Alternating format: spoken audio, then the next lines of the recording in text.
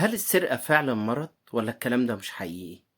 عندك ابنك أو بنتك بيسرقوا ومش عارف تخليهم يبطلوا سرقة؟ مكسوف من الكلام مع الناس في الموضوع ده ونفسك تبطل سرقة ومش عارف؟ تابع معنا لآخر الفيديو، خلي بالك من كل كلمة ووعدك هتستفيد.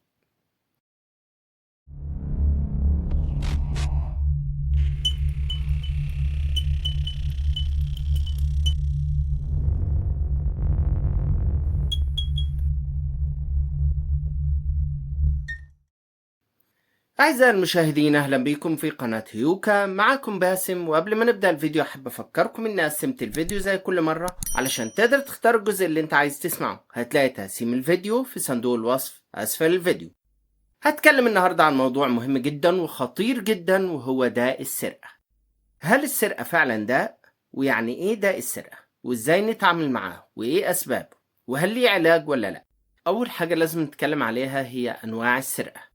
في سرقة لغرض التملك، يعني الشخص بياخد الحاجة علشان تبقى ملكه لانه حابب ان هي تكون موجودة معاه.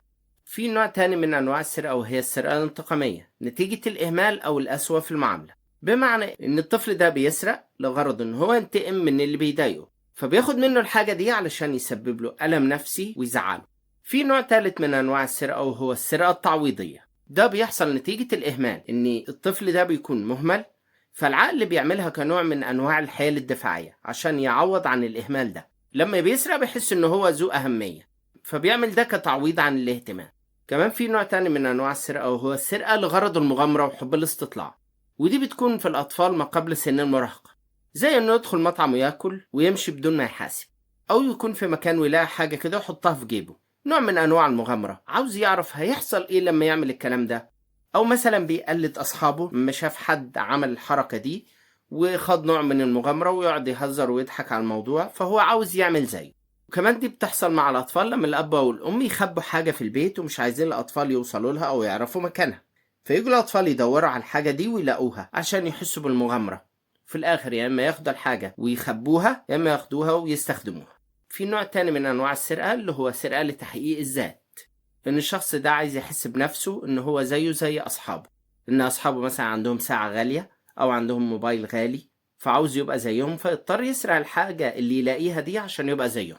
كمان في نوع تاني من أنواع السرقة وهو السرقة الدفاعية، زي أن الطفل ده بيتعرض للتنمر أو الضرب في المدرسة، فبيسرق فلوس من البيت وبيشتري بيها حاجة لأصحابه علشان يبطلوا ضرب فيه أو يبطلوا يتنمروا عليه، نظام اطعم الفم تستحي العين. كمان في نوع من أنواع السرقة اللي هو الاضطراب النفسي. يعني إيه سرقة مرضية أو داء السرقة؟ داء السرقة أو زي ما بنقول عليه الكليبتومانيا، وهو ده نوع من أنواع الاضطرابات النفسية، مش مجرد أن حد بيسرق حاجة وخلاص.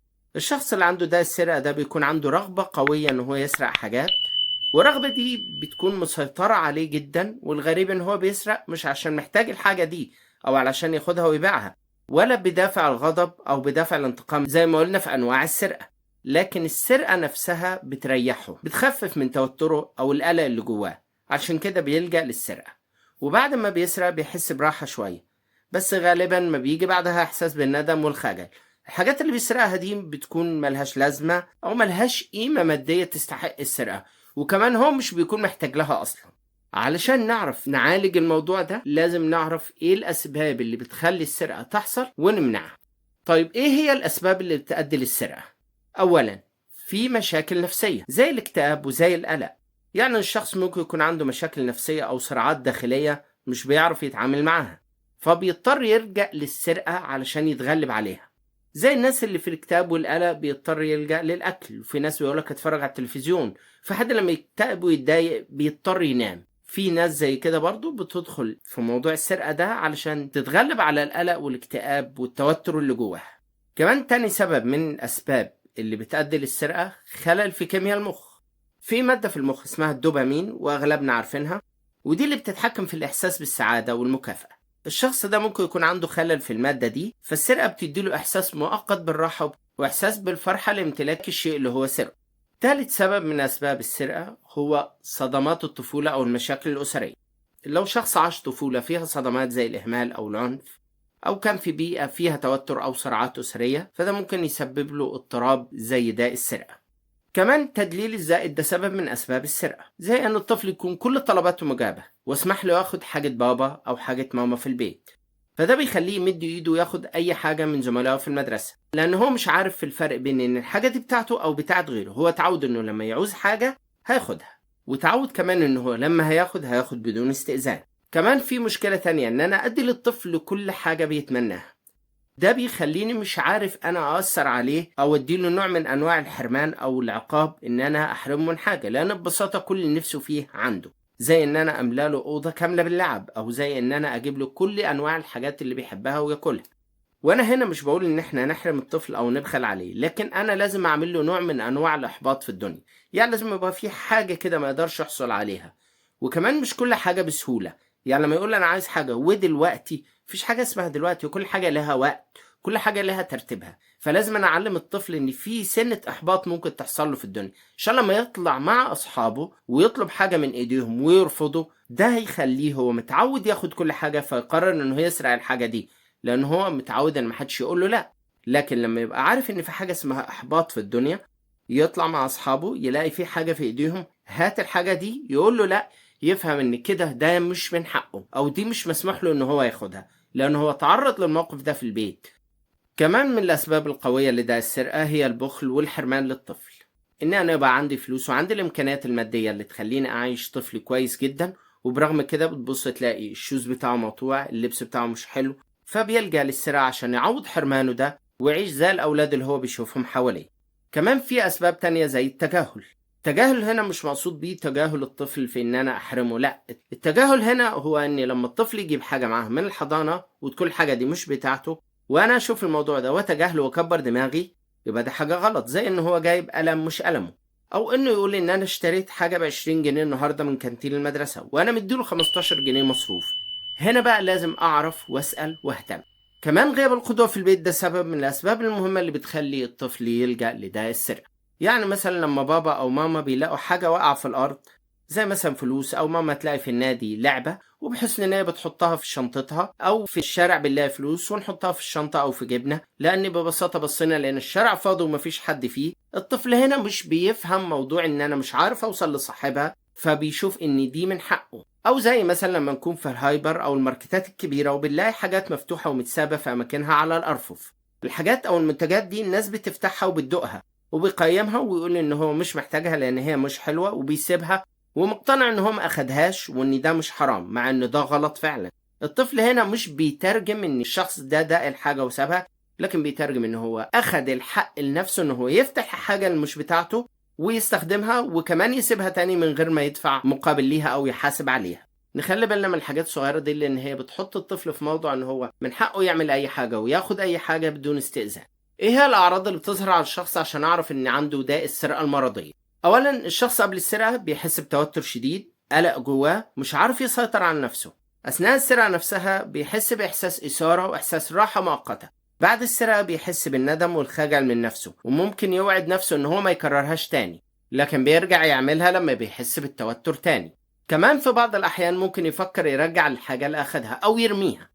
لو فاكرين قبل كده في فيلم اسمه عصابة دكتور عمر، ده فيلم عن داء السرقة المرضية، كان في ياسمين عبد العزيز هي البطلة ومعاها مصطفى قمر هو الدكتور اللي بيعالجها من داء السرقة. فيلم لذيذ جميل في إطار اجتماعي كوميدي، اسمعوا مش هتندم. تعالوا دلوقتي نتكلم عن الآثار اللي بتترتب على داء السرقة. إيه اللي بيحصل للشخص اللي عنده داء السرقة ده؟ في آثار اجتماعية وفي آثار نفسية وفي آثار قانونية. أول نوع هو الأثر الاجتماعي. لو الناس عرفوا عنه إنه هو بيسرق، ساعتها الناس هتفقد الثقة فيه، وممكن يحصل له مشكلة كبيرة سواء في شغله أو في علاقاته. كمان من الناحية النفسية، الشخص ده دايما بيكون حاسس بالعار وحاسس بالذنب، وده بيزود التوتر والقلق عنده، اللي بالتالي بيزود موضوع السرقة عنده. كمان في آثار قانونية.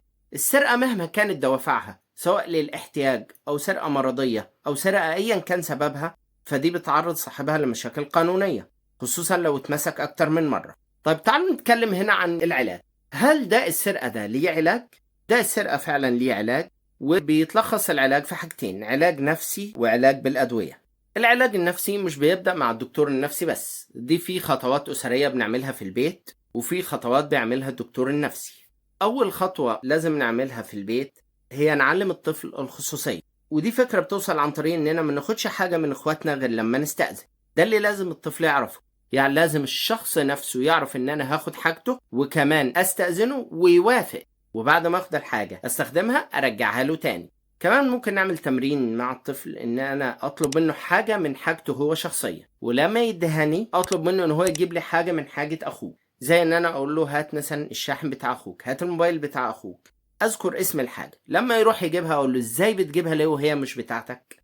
فانا اعرفه هنا ان ما ينفعش اني اخد حاجة بتاعت حد من غير ما استأذنه، لازم الشخص يعرف ويوافق، وبعد ما اخلص ارجعها له. تاني حاجة غير الخصوصية لازم الطفل يعرفها هي الملكية، يعني اني لما اروح سوبر ماركت واجيب حاجة يبقى لازم ادفع ثمنها. كمان للطفل نفسه لما اجي اخد حاجة منه لازم استأذنه، وممنوع ان انا اخد حاجة من الطفل بدون رضاه او بدون معرفته، لان هو مش هيفسرها ان انا بابا او مامته وان انا اقدر اخد الحاجة في اي وقت، لا، هو يفسرها ان الشخص ده اخد حاجة مش حاجته فبالتالي انا اقدر اعمل زيه. كمان بلاش اجبر الطفل ان هو يدي اخوه او يدي صاحبه اي حاجة بدون رضاه. انا بحاول اقنعه المحبة وان هو يدي، لكن لو مرضيش انا اعالج الموضوع بطريقة تانية، لكن مفيش حاجة اسمها اجبره. الاجبار هنا غلط، وهيكون في نظر الطفل زيه زي السرقة، ان انت اخدت حاجة غصبا عني فانا هاخد الحاجة، بس ان انا طفل ضعيف مش هقدر عليك فهاخد الحاجة من وراك.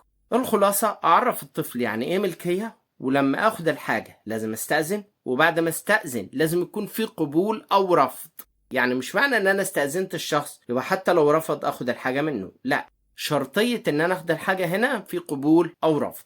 تالت حاجة القدوة الحسنة، يعني لما الاقي فلوس او حاجة واقعة في الارض لازم ادور على صاحبها لحد ما اوصلها لي، ولازم الطفل يعرف ان انا دورت على صاحبها. لازم اكون قدوة لاطفالي، انا مش هعمل الصح بس، انا هعمل الصح واعرفه للاطفال.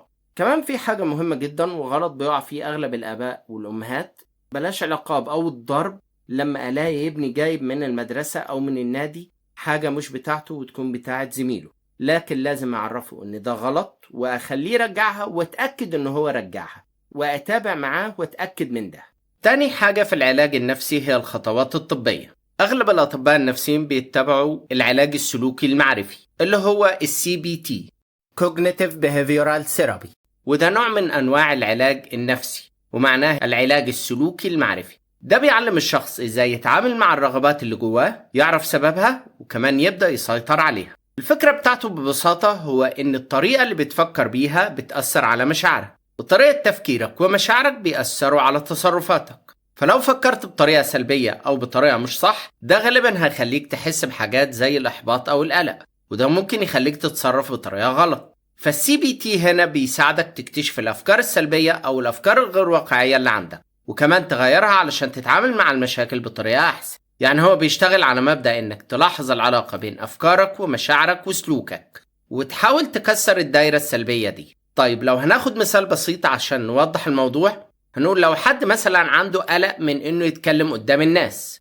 وعنده تفكير سلبي زي الناس هتضحك عليا لو اتكلمت، العلاج هنا هيعلمه يغير تفكيره السلبي وهيفكر بطريقة إيجابية شوية، زي مثلا ليه ما تقولش إن ممكن يبقى في ناس معجبة بكلامك لما تتكلم.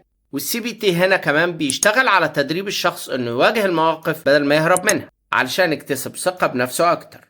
الCBT بيعتبر علاج عملي وموجه لحل المشكلة، وغالبا هو بيجيب نتيجة بسرعة مقارنة بالعلاجات التانية. بعد كده هنتكلم على العلاج بالأدوية. لو عنده مشاكل زي الاكتئاب أو القلق ممكن يروح لطبيب نفسي يكتب له على أدوية تساعده يتحكم في حالته. كمان في مجموعة الدعم، ودي جلسات جماعية بيحضرها أشخاص بيعانوا من نفس المشكلة، بيتكلموا مع بعض عن تجاربهم وبيدعموا بعض. في رسالة أخيرة وهي إن الشخص اللي عنده داء السرقة ده مش مجرم، ده مريض ومحتاج لمساعدة. لازم نكون عندنا الوعي ونفرق بين اللي بيعاني من اضطراب نفسي زي ده وبين اللي بيسرق علشان الطمع أو الجشع. لو حد بيعاني من داء السرقة بلاش تخاف، اطلب المساعدة، بلاش تتكسف، اتكلم مع دكتور نفسي علشان يقدر يعالج المشكلة وتعرف تعيش حياتك بشكل طبيعي. وبكده نكون وصلنا لنهاية الفيديو. ما تنسوش تعملوا لايك وشير، ولو أول مرة تشوفنا اشترك في القناة وفعل زر الجرس علشان يوصلك كل جديد. كل اللي وصل لهنا أحب أقول لك أنت صديق القناة، اثبت وجودك بتعليق، واشوفكم في فيديو جديد. سلام.